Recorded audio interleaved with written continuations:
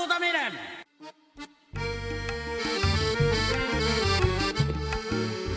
Akhir-akhir ini aku juga sering diundang orang, ya, ngajar. Jadi namanya itu apa? Pembekalan terhadap sarjana baru. Bayangkan nih, pembekalan terhadap sarjana baru sifatnya universal. Jadi tidak lagi bicara tentang orang ini lulusan teknik, ada pembekalan bagaimana nanti dia kerja di di jurusan tekniknya atau pertanian dan seterusnya. Nah, ini fenomena artinya apa? Ada kekhawatiran orang-orang yang baru taman yang fresh graduate ini begitu keluar harus dibekalin dulu. Pembekalannya apa? Apakah selama ini kurang cukup pembekalan dengan yang core kompetensi dia itu di fakultas gitu. Nah, jadi ini juga jadi satu fenomena baru. Apa artinya? Lapangan pekerjaan susah. Jadi orang kalau di lapangan nanti bukan lagi bicara kamu itu backgroundnya apa. Dulu aku tamat pertanian masuk ke Jakarta setengah mati aku jadi kerja di pertanian juga nggak dapat. Ya, akhirnya jadi aku salesman, ya kan? Jadi begitu aku jadi salesman menikmati. Kenapa pada saat itu golongan 3A gajinya cuma 98.000. Dengan kata lain terus, kau ingin pertanian, tetapi ketika tidak ada lowongan di pertanian, kau masuk ke tempat lain dan bisa masuk. Nah, bagi aku itu ya itulah yang disebut orang itu apa namanya generalis ya. Kita kan walaupun punya ilmu kejuruan khusus, tetapi peristiwa-peristiwa semua kan kita tahu. Ya. Kita ahli politik sekarang. Kita bisa mengatakan orang bagus atau tidak. Nah, kita bisa lihat Bobby itu bagus apa enggak. Udah hebat kali kita ini sekarang. Iya. Tapi itu wajar. Tapi nggak tahu ya. Aku nggak tahu. Tadi ada kalimat mengatakan inilah. Lain menteri, lain pula. Ladang kebijakan. Nah, jadi kata orang bilang different folk with different stroke. Berbeda-beda. Ada orang lain, beda lagi. Nah, sekarang dari sikap Ludi apa? Menerima, tidak menerima, atau bagaimana ini sikap? Ludi pribadi dan kita lagi bagaimana? Ya, terhadap kampus Merdeka ini ya. Kalau saya menerima dengan catatan, artinya tidak mengurangi core yang diambil.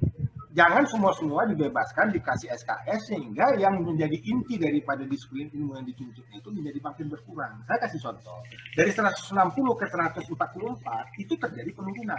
Bahkan maaf cakap, saya nggak usah bilang siapa orangnya, salah satu dekat, tapi dia WA ke mahasiswanya. Inilah yang tamat ST ini nggak ada gunanya.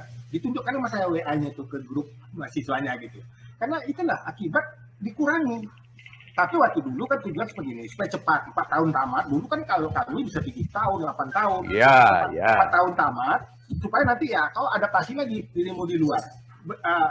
Dalam malah disiplinmu di luar, itu dulu tujuannya. Nah sekarang dari 144 kalau nanti di 3 semester mau dijadikan merdeka ini, berapa lagi berkurang? Saya nggak bisa hitung ya, tapi ada yang ya. Ludi, sorry aku potong juga. Gini Lud, kalau kita bicara seperti itu, kita balik. Ini kita kan juga termasuk pelaku sejarah juga. Artinya ikut di dalam sejarah itu, bukan pelaku sejarah. Terus, dulu pada itu sudah putusan, sudah baku dari menteri. Penjabarannya ini memang masih berbias. Saya bertanya kepada 2 orang yang punya kompeten, lah saya anggap ya. Beda penafsiran. Jadi ya, gimana ya udahlah saya terpaksa dengan apa akal sehat saya aja lah nangkap dulu. Karena menteri berangkat dari filosofi tidak ada gunanya gelar akademik, tidak guna akreditasi, itu pernah di awal-awal dia sebutkan, ya kan? Nah, berarti ini pengejawatannya ada ke sana, tidak ada gunanya gelar insinyur, sama ratakan saja. Nah, Idrus bilang ada mengasih ceramah kepada mahasiswa baru, ya itu kan namanya stadium general. Bukan mahasiswa baru, sarjana baru. Sarjana baru selesai. Sarjana baru selesai. Itu kan sudah selesai dia dengan core ilmunya kan. Dia sudah selesai S1-nya, ya silakan aja. Dia mau kemana diperluas, bagus. Maka sekarang ini memang dunia industri itu diajak masuk. Terutama apa industri yang menjadi di daerah itu. Jangan pula kita mau bicara perkapalan, mau bicara kelautan, bukan.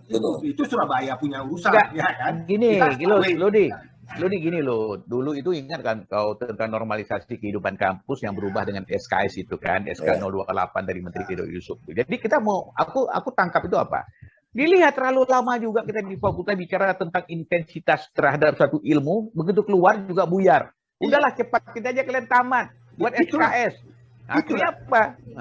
Dan SKS itu dirubah lagi dari ya macam kami lah ya, mungkin beda fakultas ya, 160 menjadi 144. Enggak lah, yang penting kalian cepat tamat, berinteraksi lah kalian di luar, mudah-mudahan setelah kalian cari pengalaman. Kalau aku ngelihat lebih bahaya yang dulu, yang lalu daripada yang sekarang. Yang mana tuh? Yang lalu SK28 tuh. yang kita kuliah tuh. Normalisasi kehidupan kampus tuh. Bukan itu aja, tapi cara kita kuliah, makanya aku bilang sampai semester 3 itu ada mata kuliah tidak perlu sama sekali, itu harus wajib. Iya, betul. Itu harus dibuang, satu.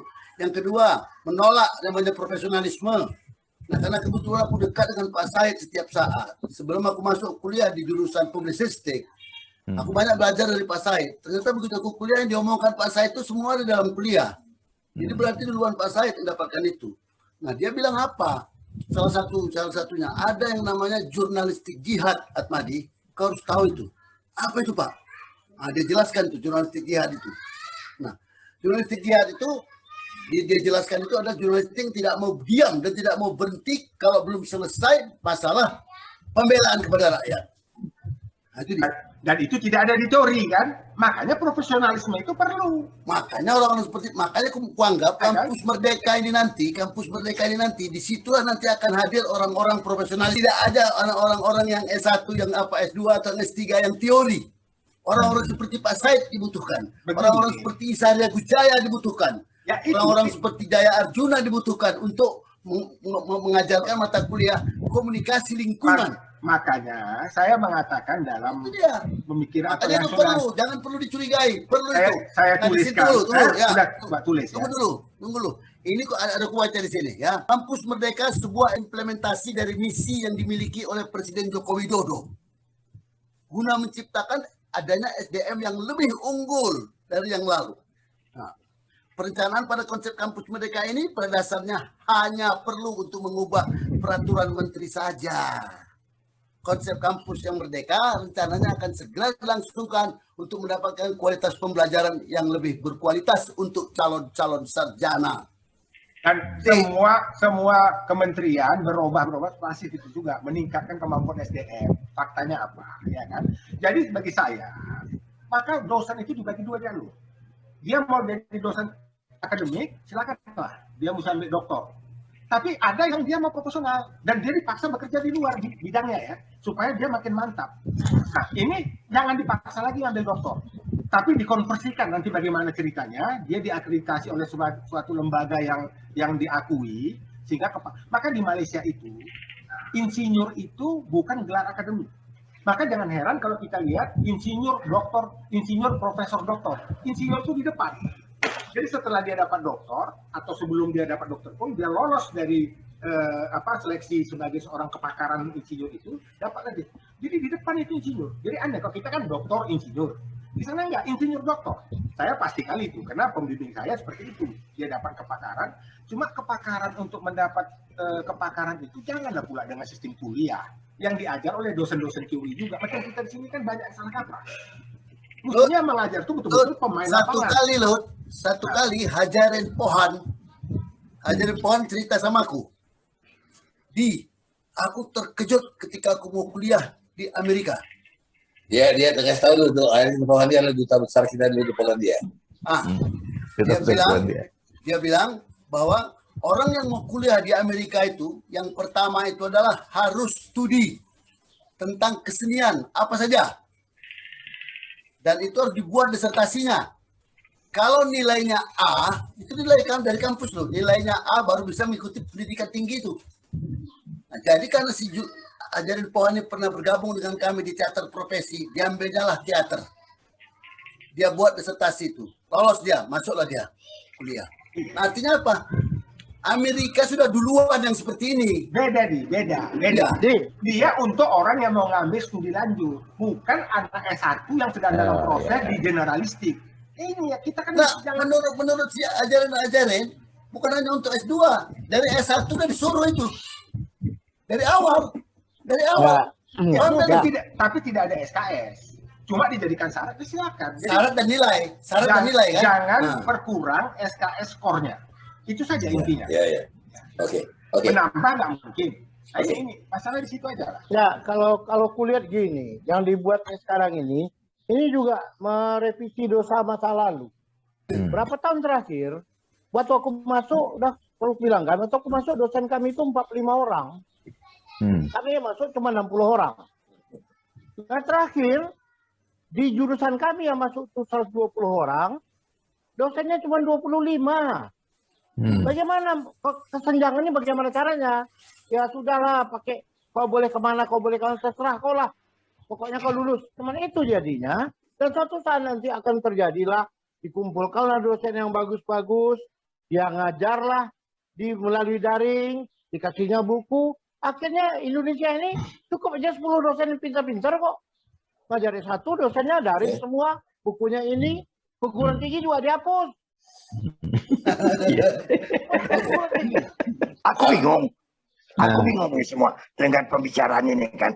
Padahal intinya semua ini ada tujuannya bagaimana seseorang itu, apakah itu mahasiswa sarjana ataupun lulusan itu, intinya adalah bagaimana memenuhi supaya dapat lapangan kerja. Sekarang lapangan kerjanya tak ada. Kita yang berdebat di sini. Bukan Bang Halis, aku malah ingin mengaju hati Bang. Begini, tadi dikatakan bahwa kampus Merdeka ini dari si Mas Menteri itu, ya. Kemudian dibaca, dibaca pula sama Madi tadi. Ini adalah merupakan pemikiran dari presiden, ya. Whatever, presiden itu adalah orang yang kita percaya untuk mengatur hidup kita. Ya sejauh ini, you like it or not, tapi sudah kita tabalkan dia sebagai presiden. Kita pilih dia. Nah, kita pilih dia. Nah, kalaupun kita tidak setuju, tentu ada mekanisme tidak setuju itu. Ya mungkin aku bisa melihat kalau misalnya kayak si Jaya, kayak si Ludi, aku tetap di teknik sama mereka. Dan kemudian tiba-tiba tidak perlu titel, wah marah juga Wak. Nah, udah capek-capek awak tak ada titel, tak bisa pakai bangga pakai kartu nama lagi. Iya. Tetapi kemudian waktu berjalan loh, nggak tahu tiba-tiba sekarang ini orang tidak pakai titel lagi. Sorry ya, aku kasih satu pengalaman aku yang buat aku miris. Datanglah Tribuana Said dari Jakarta. Dosen hebat, anak dari Pak Said, jago menulis, segala macam. Dan dia bos aku di Waspada. Datang dia mengajar di Waspada. Aku dengan bangganya memperkenalkan diri aku. Saya adalah asisten managing editor. Madi sama posisi kami. Ku kasih kartu namaku. Ku taruhlah di situ jabatanku macam-macam. Nah, dikasih kartu namanya. Apa kartu namanya? Tribuana Said. Nggak ada apa-apa. Di situ aku terpukul. Dia yang punya Waspada. Dia yang punya ilmu. Dia dosen di Lembaga Dr. Sutomo. Tak ada titelnya. Awak bertempel-tempel titel. Karena kita masih butuh pengakuan. Dia udah nggak butuh pengakuan lagi. Iya. Nah jadi, kupikir setelah kita dewasa ini, menjadi bijak, menjadi tua, barangkali hal-hal yang namanya segala macam gelar itu barangkali bukan itu. Yang orang lihat bukan kata-kata kita, bukan titel kita, lihat orang perbuatan kita. The way of thinking, the way of saying, the way of doing. Begini, Isadi, aku dulu pernah juga orang memperdebatkan persoalan begitu, tapi aku bantah. Mungkin karena kebalik lagi, aku ini sekarang udah predikat sebagai orang bisnis ya. Orang bisnis itu perlu cepat waktu untuk approach. Aku pernah tuh datang tuh orang nge-approach seseorang itu lama betul. Karena dia kepingin tahu dulu siapa aku. Maka jadi feodal aku, kartu nama aku lengkap tuh, gelar. Begitu kasih, langsung dia menghargai aku. Oh ini orang berpendidikan nih, ini orang intelektual. Tapi dengan misalnya tanpa menggunakan yang tadi itu, lama. Nah jadi kadang-kadang lihat tempatnya juga. Jadi kalau aku setuju itu bilang itu. Kalau macam di Amerika atau negara maju, memang sudah bukan di situ lagi persoalan. Sementara di negara kita seperti kata itu. Tapi saya pun sepakat, boleh dilihat saja tulisan saya atau apapun yang saya bikin, jarang sekali saya pakai gelar, kecuali di kampus harus jelas saya siapa ya. Kemudian ini kan gelar ini kan untuk suatu motivasi seorang mahasiswa yang mau belajar, nanti ujungnya kau dapat ini. Tapi kalau itu nggak ada, ya dia pun udahlah nggak apa ya, aku belajar di kampus, aku belajar sendiri saja kan itu. Jadi saya pikir nggak ada yang salah ya. Saya pun nggak terlalu mengandalkan gelar lah. Apa sih gelar itu? Yang penting aplikasi kita tuh apa? Yang bisa kita lakukan tuh apa?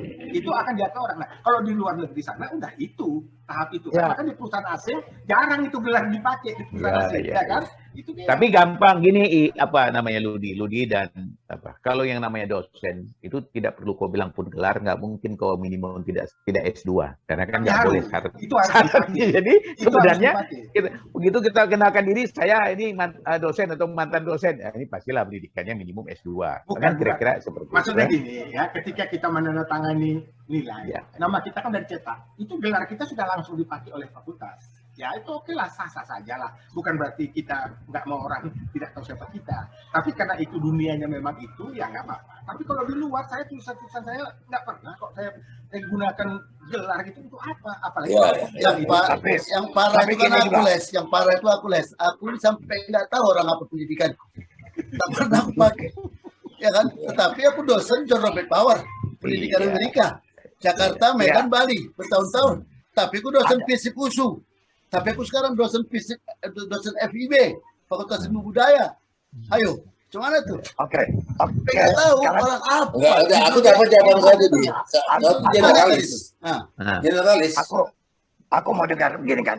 Kalau masalah gelar tadi bisa kita bahas tentang masalah gelar itu ada positif negatifnya. Positifnya barangkali mungkin kalau macam yang Idrus tadi pakai kartu nama atau apa dianggap sebagai pendidikan. Kalau kita bekerja lah di perkantoran, buktinya bahwasannya gelar itu bisa menaikkan derajat kita. Ya ada penyesuaian pangkat, ada penyesuaian kan begitu. Tapi ada yang negatifnya. Negatifnya apa? Kalau sekiranya tak mampu dia bekerja, bilang apanya kau tuh? Sekolah di mana kau? Gelar apanya kau nggak pakai? Ini benar.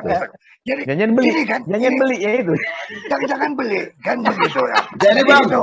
bang, Ah. kayak koruptor bang, panjang kali gelarnya ya bang, tapi korupsi juga ya bang. Ya itu. Jadi Profesor kalau lagi. Aku punya pengalaman ya, kan aku dulu kan bekerja di salah satu perusahaan apa ya, di bank lah katakan ya, di bank. Tapi di bank itu kan biasa. Di antara itu kebetulan tugas aku dan kewajiban aku di bagian yang sangat dibutuhkan oleh para nasabah lah. Aku di bagian kredit kan begitu. Dan itu biasanya di bagian kredit itu kan disebut dengan bagian basah. Orang pasti kalau setiap mau urusan apa-apa itu pasti duit lah itu. Aku teringat cerita si Madi tadi tentang korupsi. Tapi cara teknik korupsi ini kan ilmu yang tak ada di sekolah itu tak pakai gelar. Ya kan? Bagaimana caranya? Kalau orang-orang yang biasa yang pakai gelar itu selalu nodong, ya kan? Berapa persen untuk aku kalau setiap mau realisasi. Tapi aku tidak. Coba disuruh diam dulu, Madi. Masuk mak. Bocor. Terganggu aku mau ngasih kuliah nih. Iya bang, memang udah bang. Ya, Sudah, Bang. Lanjut. Lanjut bang. Ya. Nah,